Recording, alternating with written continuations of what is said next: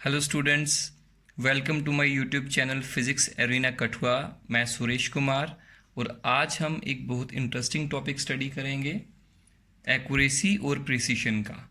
बच्चों, एक्यूरेसी और प्रिसीशन में बहुत ज़्यादा कन्फ्यूज़न रहती है। हमें ऐसा लगता है जैसे दोनों एक ही चीज़ें हैं। आज हम इसके बेसिक अंतर को सही से समझेंगे।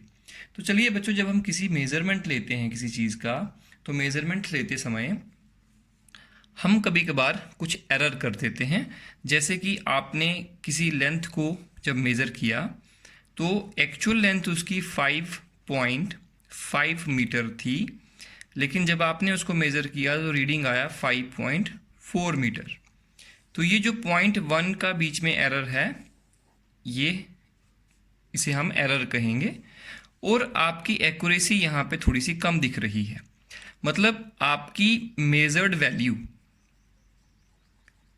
वैल्यू आप जो एक्चुअल वैल्यू है उसके कितना क्लोज है, वो जो क्लोजनेस होती है वो हमें एक्यूरेसी बताती है। तो जितना ज़्यादा क्लोज होगी, मतलब एरर जितना ज़्यादा कम होगा, उतना ज़्यादा एक्यूरेसी होगी।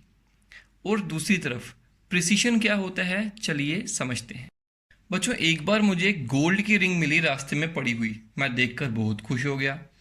फिर मैंने उसे उठाया और मोहल्ले में जो एक ग्रोसरी स्टोर था, मैं उनके पास चला गया। मैंने कहा, अंकल इसको मेज़र करके दो, मम्मी ने कहा है मेज़र करना है इसको, इसके वेट को। तो उन्होंने गोल्ड को जो रिंग थी उसको मेज़र किया और उसका रीडिंग आया 26 ग्राम।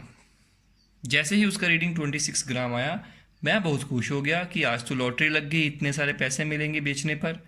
मैंने क्या किया, मैं अपने नेबर्स के गोल्ड स्मिथ के पास चला गया, जो एरिया में दुकान थी उनके पास गया। उन्होंने आगे तराजू रखा हुआ था। मैंने कहा, अंकल इसका वेट मेज़र करके दिखा दो रिंग का। जब उन्होंने मेज़र किया तो रीडिंग आया 26.5 ग्राम।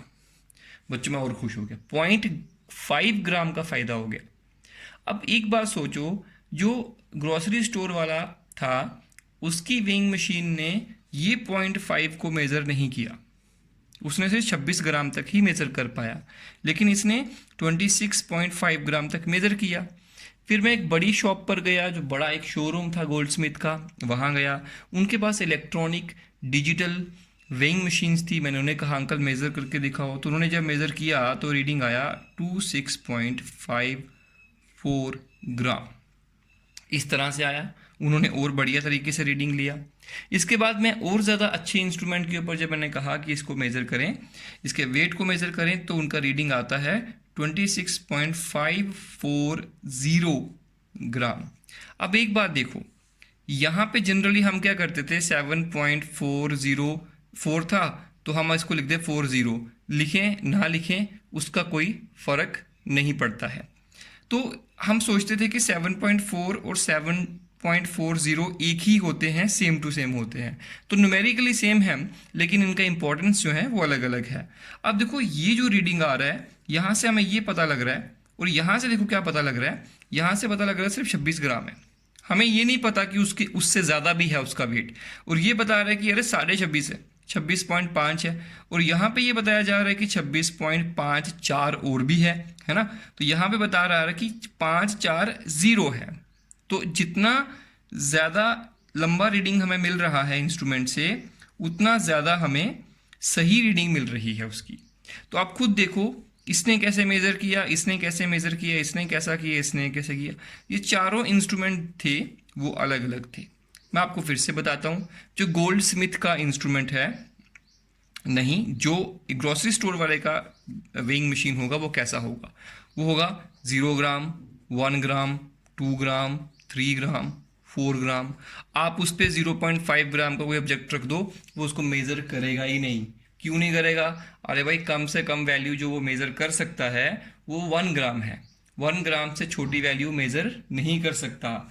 इसलिए जो सबसे छोटी वैल्यू वो मेज़र कर सकता है उसे हम कहते हैं उस इंस्ट्रूमेंट का लीस्ट काउंट। लीस्ट काउंट मतलब सबसे छोटा वैल्यू जो वो इंस्ट्रूमेंट मेज़र कर सकता है। अगर आप उस पर 5.9 ग्राम का कोई ऑब्जेक्ट रखते हो तो वो उसको 6 ग्राम पड़ेगा, और अगर आप कोई 5.2 ग्राम का ऑब्जेक्ट रखते हो तो वो उसको 5 ग्राम पड़ेगा, क्योंकि वो 0.2 तक तो जा ही नहीं सकता। इसका मतलब उसका लीस्ट काउंट कितना है, 1 ग्राम। इसी तरह से अगर जब हम इसके पास गोल्डस्मिथ के पास गए तो उसका इंस्ट्रूमेंट कैसा था, उसका इंस्ट्रूमेंट था, उसकी रीडिंग इस तरह से आएंगी 0.0 ग्राम, 0.1 ग्राम, 0.2 ग्राम, रीडिंग्स ऐसे आएंगी उसकी, इस तरह से मेज़र करेगा 0.3 ग्राम, फिर उसके बाद आएगा 0.9 ग्राम, उसके बाद आएगा 1.0 ग्राम। बच्चों 1.0 ग्राम, यहाँ वो मेज़र कर रहा है 1 ग्राम, पर यहाँ वो श्योरली बता रहा है कि 1.0 है। इन दोनों में फ़र्क है, ये ज़्यादा अच्छी रीडिंग है, ये थोड़ी कम अच्छी रीडिंग है, ये ज़्यादा इन्फॉर्मेटिव है, ये कम इन्फॉर्मेटिव है। 1.1 ग्राम, 1.2 ग्राम, 1.3 ग्राम एंड सो ऑन। तो बच्चों ये सेकंड इंस्ट्रूमेंट है, ये फर्स्ट इंस्ट्रूमेंट है। तो मुझे बताओ ज़्यादा अच्छा कौन सा है, ये वाला।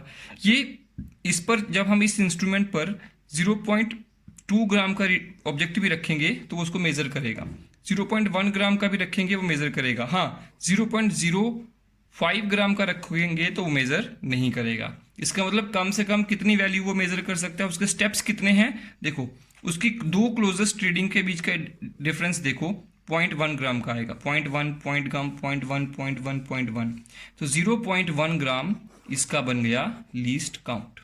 इसी तरह से ये वाले इंस्ट्रूमेंट का लीस्ट काउंट कितना था, 1 ग्राम। इसके स्टेप्स देखो, 0 ग्राम, फिर 1, फिर डायरेक्ट 2, फिर डायरेक्ट 3, फिर डायरेक्ट 4, यहाँ पे 0, फिर 0.1, यहाँ से 0 से डायरेक्ट 1 नहीं आया, जिसके बीच में भी 10 रीडिंग्स हैं वो भी आएंगी। तो ये इंस्ट्रूमेंट ज़्यादा अच्छा है। किस तरह से अच्छा है, तो कहेंगे ज़्यादा प्रिसाइज है। इस इंस्ट्रूमेंट का प्रिसीशन ज़्यादा बढ़िया है। जितना लीस्ट काउंट कम होता है, प्रिसीशन उतना अच्छा होता है। तो अब इस रीडिंग में फोर्थ रीडिंग रिंग की जो उसका वेट आया और फर्स्ट रीडिंग में बच्चों किस बात का डिफरेंस है, दोनों में प्रिसीशन का डिफरेंस है। ये ज़्यादा प्रिसाइज रीडिंग है, ये लेस प्रिसाइज रीडिंग है। तो प्रिसीशन किस पर डिपेंड करता है, आपके मेथड पे डिपेंड नहीं करता कि आप किस तरह से मेजर कर रहे हो, इस पे डिपेंड करता है कि आप कौन सा इंस्ट्रूमेंट यूज कर रहे हो।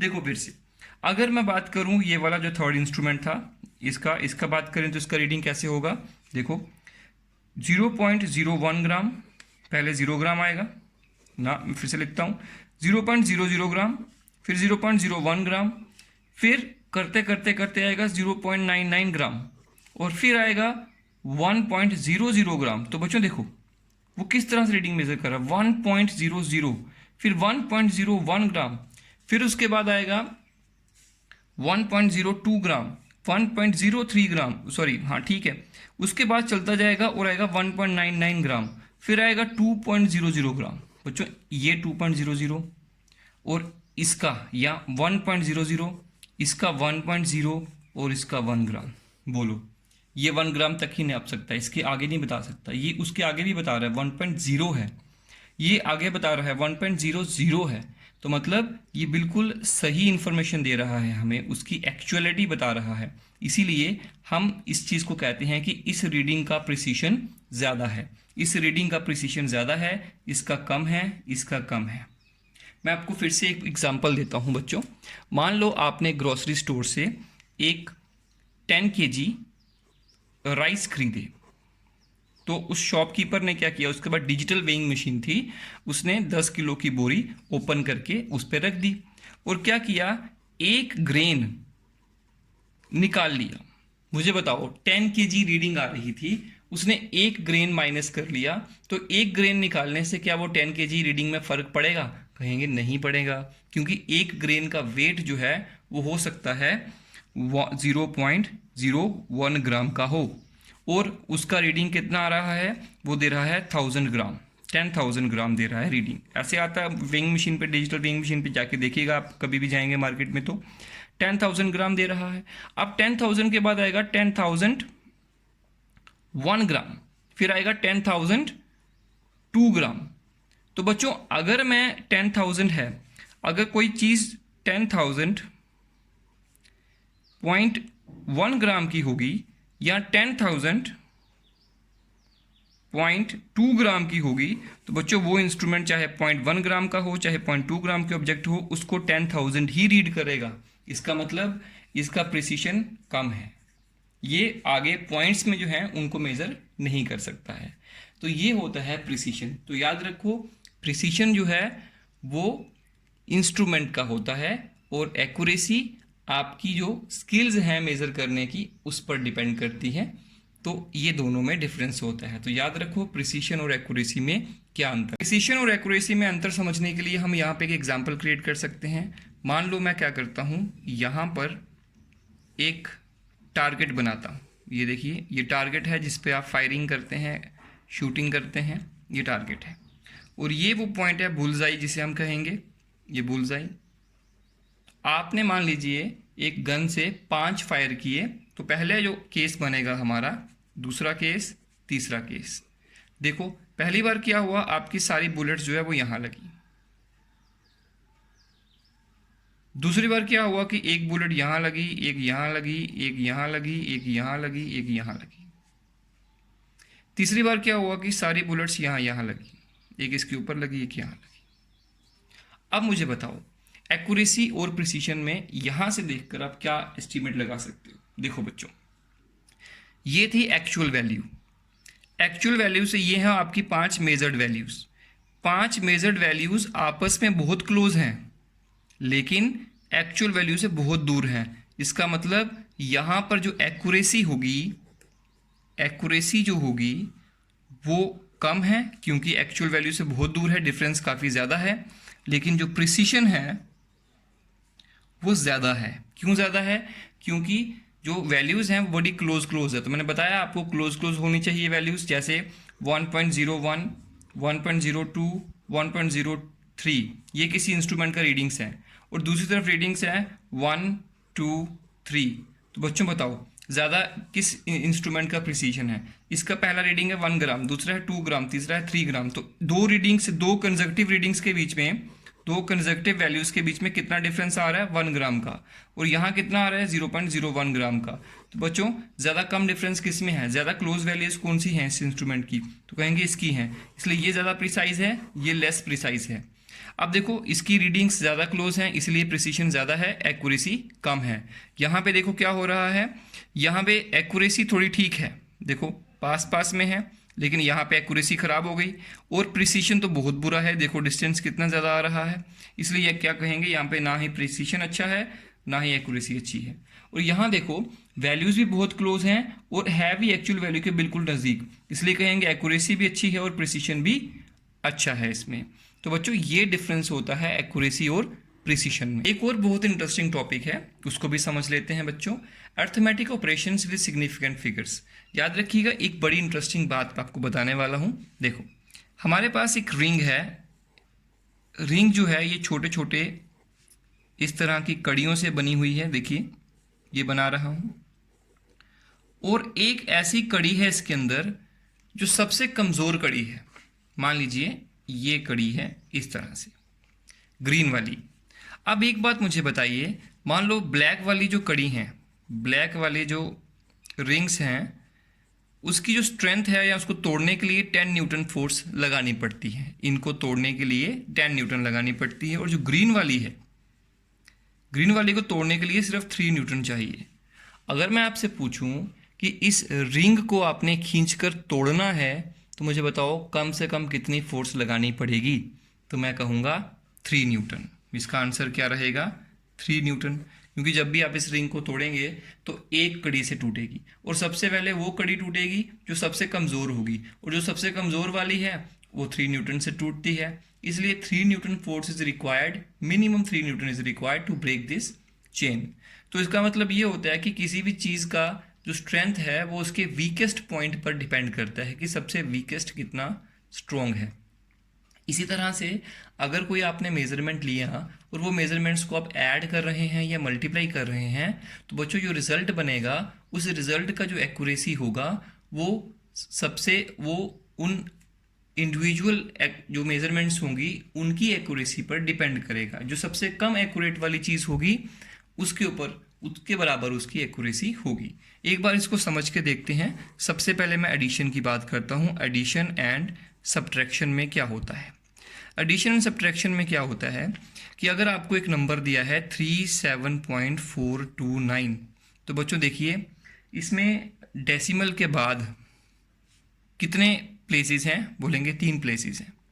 तो ये इसकी एक्यूरेसी ज़्यादा है, इसका प्रिसीशन ज़्यादा है, बिल्कुल। अब एक और नंबर देते हैं आपको 2552.29। तो ये दूसरा नंबर है, इसमें डेसिमल प्लेस कितने हैं, सिर्फ 2 हैं। अब इसको आप ऐड करें तो 9 और ये 11 आएगा यहाँ पे, 4 2 6 7.98। बच्चों ये रिजल्ट आएगा, पर ये रिजल्ट गलत है। इसका जो रिजल्ट आएगा वो होगा 89.71। क्यों है इसका रिजल्ट ये वाला? क्योंकि जो रिजल्ट है वो सबसे कम एक्यूरेट वाली टर्म से ज़्यादा एक्यूरेट नहीं हो सकता। ये ज़्यादा एक्यूरेट है, ये कम एक्यूरेट है। इस वजह से अगर ये कम एक्यूरेट है तो जो रिजल्ट आएगा वो सबसे कम एक्यूरेसी वाली चीज़ से ज़्यादा एक्यूरेट नहीं हो सकता। इसीलिए अगर मैं इसमें सारी फिगर्स को रखता हूँ तो फिर ये वाला नंबर जो है वो इससे ज़्यादा एक्यूरेट होगा, और ऐसा कभी हो ही नहीं सकता। जब खुद ये चीज़ लेस एक्यूरेट है तो इसका जो रिजल्ट बनेगा इन दोनों को ऐड करके वो इनसे ज़्यादा एक्यूरेट कैसे हो सकता है? सेम सिचुएशन ये वाली हो गई। अब देखो, इसीलिए हमें क्या करना पड़ता है, हमें जो रिजल्ट में उतने ही डेसिमल प्लेस रिटेन करने पड़ते हैं जितने डेसिमल प्लेस सबसे कम एक्यूरेट वाली में होते हैं, या फिर सबसे कम एक्यूरेट वाले जो होंगे उसमें होंगे।